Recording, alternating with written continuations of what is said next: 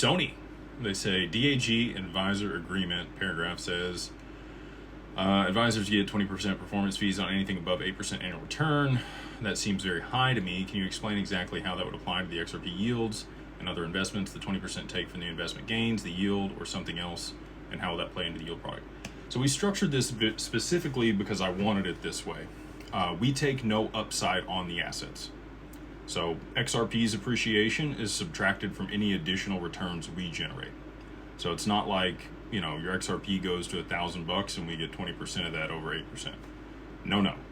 I was very explicit that is not the case, and that should be how it's stated in there.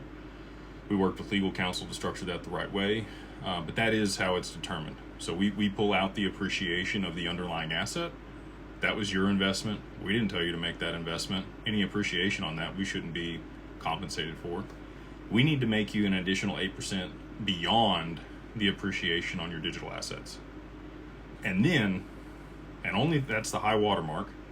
It's almost like a preferred return that you would get on a real estate investment. And normally on a real estate investment, there's a 2% catch up.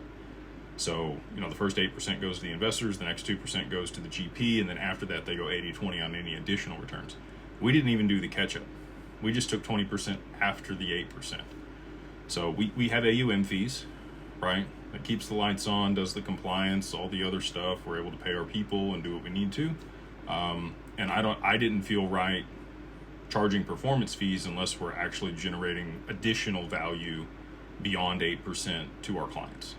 So that's how it's structured.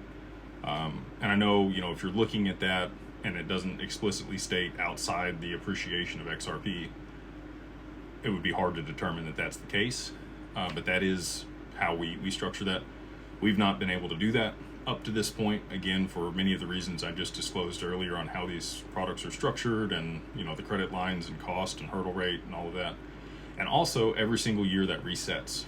So on December 31st, whatever the value of your portfolio is denominated in the assets themselves, sets the new high watermark.